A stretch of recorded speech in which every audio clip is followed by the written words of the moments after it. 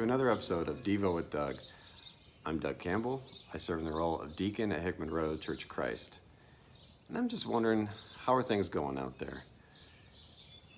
Do you find yourself in this COVID season with a little extra time, a little free time? I have. I just wanted to see how you guys were spending it.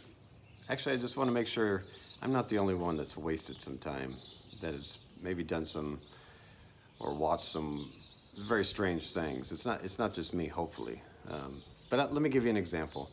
The other day, I started watching a video, 14 minutes long. I watched it from beginning to end, and it was all about this guy setting up an American Ninja Warrior style obstacle course for his squirrels in the backyard. The squirrels have been stealing seed from the bird feeders.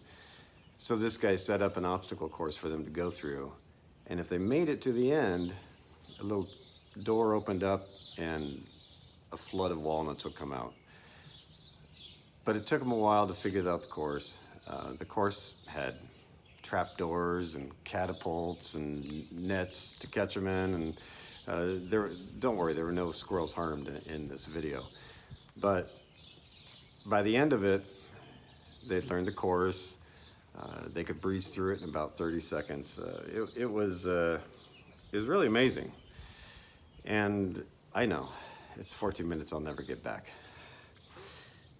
I got another example for you. The other night I got a Facebook notification from the Kansas City Royals, who I like their page, so they send notifications out when they go live. And they were going live, so I got a notification. I'm sure you get those notifications from the Hickman Road Church of Christ page when we go live on Sundays and Wednesday nights. If not, make sure your settings are set so you get those notifications. So I get this notification, and I eventually click on it, and first thing I hear is the Royals TV announcer Ryan Lefebvre calling a game. So I'm thinking, okay, this is another one of their replay games. I think all sports teams have been doing a lot of those, but I know the Royals have, so I didn't think much of it, and I take a little closer look, and like, no, it is actually Ryan Lefebvre calling a game, but he was calling a video game that was being played, a virtual game, and I still don't know if it was two guys playing the video game or if it was a simulated game, but he was calling it as if it was a real game, and I have to say it was entertaining. So I stuck with it, and well, let me just set the stage for you. It was the bottom of the ninth, and the Royals were down 4-1. They had two guys on base, and by the way, they're playing their I-70 rival team, the St. Louis Cardinals. And so they're down 4-1. They're down to the last out, two guys on, and up comes Jorge Soler, their slugger. The guy just blew open their home run record last year, blew it away, I think, with 48, 49 home runs. So up comes Jorge Soler. For some reason, they pitched to him. I'm not sure why. He gets up to the plate and blast. Hits a home run, tie game 4-4. Exciting, right? Okay, so now I'm invested. And I'll fast forward to the next inning. It goes to 10 innings, and bottom of the ninth, once again, we're down to 2 outs. We've got one guy on third base, and up comes, guess who? George Brett. Okay, what?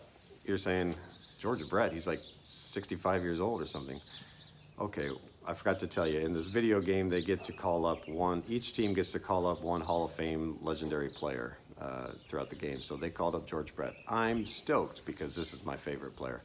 He comes up to the plate, and I'm already thinking, I know the outcome.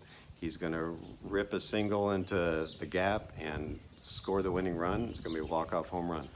He comes up to the plate. I'm excited, I'm on the edge of my seat. And then we see on the video, the Cardinals manager walks up the steps of the dugout and points to his pitcher, and he calls for an intentional walk. He must have learned his lesson from the bottom of the ninth, so he walks George Brett. I'm disappointed. Next guy up, our speedy second base rookie, Nicky Lopez. I don't know much about this guy, except for he's fast. He comes up to the plate, surprise to everyone, and lays down a bunt on the first pitch. Starts taking off for first base. Of course, the guy on third is running home. And there's a close play at first. Cardinals fans, I know you know a lot about close plays at first. Close play at first, and he's safe. Wins the game with a walk-off bunt. It was amazing. I was thrilled. It was exciting. You know, the game had everything. You know, the calling of the game by Ryan was great. The background sounds sounded real, and you know how video games are. The graphics look great. And then I realized kind of how pathetic it was that I was getting excited about this fake game. Well, we all do some weird things, and I think we've all done kind of some strange things during this time. And it did make me think that, okay, maybe I've missed sports a little bit more than I thought, but I haven't really missed them as much as I thought I would. And maybe that has something to do with the conclusion of the NFL season and how satisfying that was for me. But at that moment, I did miss baseball. And I did feel a little bit pathetic watching a video game. But even if it had been a real game, would it have been the best use of my time? Time is so precious on this earth, and we are but a mist, a vapor. You know, we can read that in James 4:14. And when we've been blessed with this quote-unquote extra time, as I said in episode 1, God feels like he's kind of slowed down time for us, slowed down our schedules, taken things away out of our schedules that we wouldn't do on our own. But we must use the time, the extra time, wisely.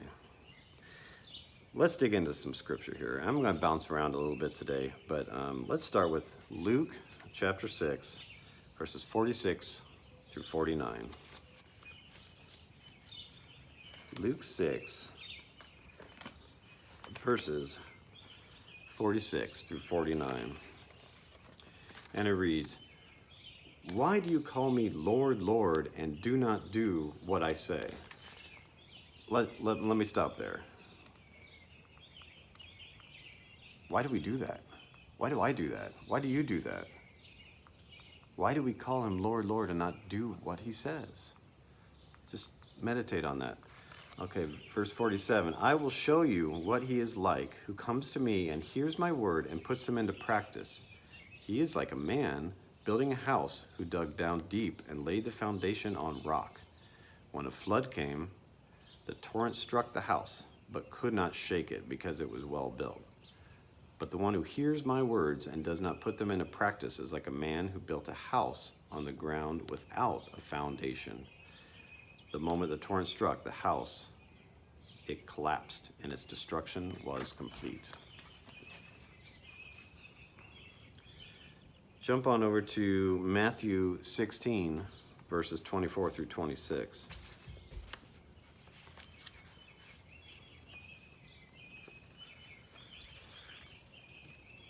"Then Jesus said to his disciples, 'If anyone will come after me, he must deny himself and take up his cross and follow me.'"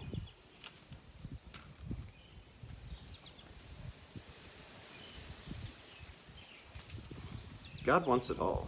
Verse 25 says, "For whoever wants to save his life will lose it, but whoever loses his life for me will find it." Verse 26, "What good will it be for a man if he gains the whole world, yet forfeits his own soul? Or what can a man give in exchange for his soul?"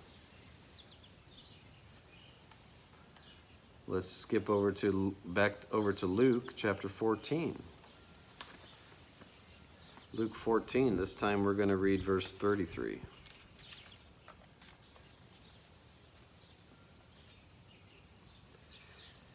"In the same way, any of you who does not give up everything he has cannot be my disciple." Jesus is talking about the cost of being his disciple. he's pretty clear here. He wants it all. He doesn't want just our leftovers. He doesn't want to just be added into our schedules. He wants it all. He doesn't want us to control how we spend our times. He wants us to submit to him. Allow him to create that schedule for us. All right, let's end with the last verse we'll read here will be 1 John chapter 2, verses 3 through 6. 1 John 2, 3 through 6.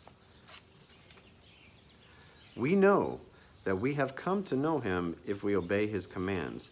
The man who says, I know him, but does not do what he commands is a liar, and the truth is not in him.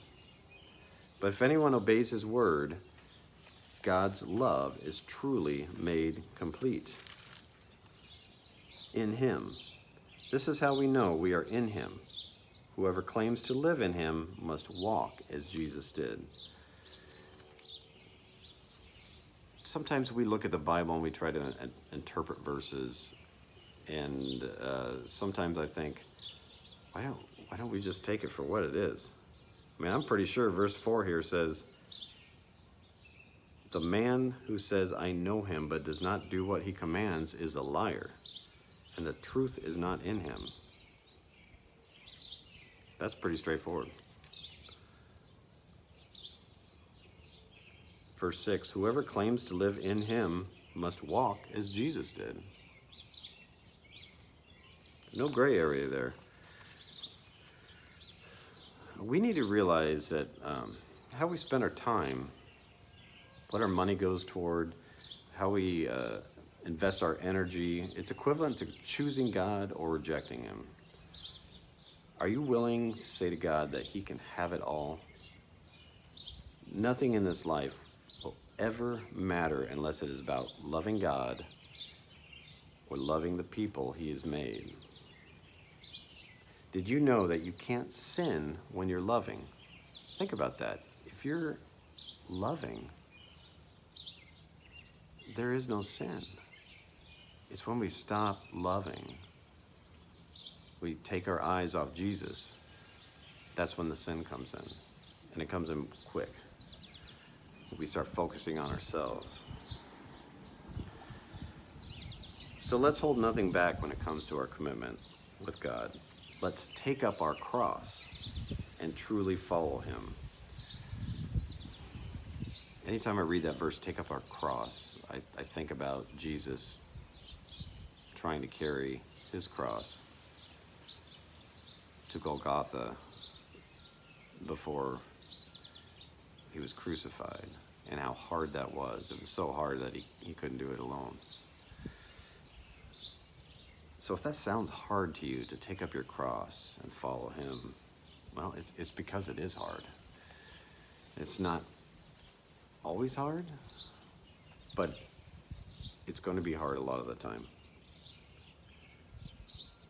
In fact, it's so hard that Jesus said, the road is narrow and few will find it. Matthew 7, verse 14. But he is so worth it. God is worth so much more than anything on this little puny earth that he created. So let's submit to his authority. Let's continue to submit to his authority. Let's follow his son, and let's walk with the Spirit. Let's be led by the Spirit. That's my time for today.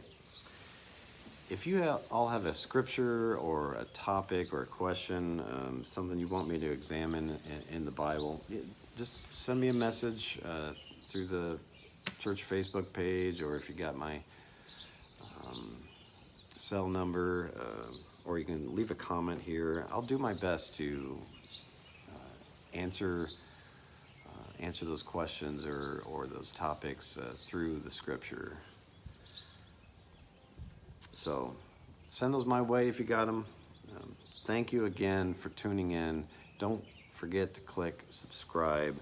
Hope to see you next time on next Thursday, but I hope to see you this Sunday morning on the live stream. Starts at 10 o'clock Central Time, and then another one at 11 o'clock. So hope to see you there. Grace and peace.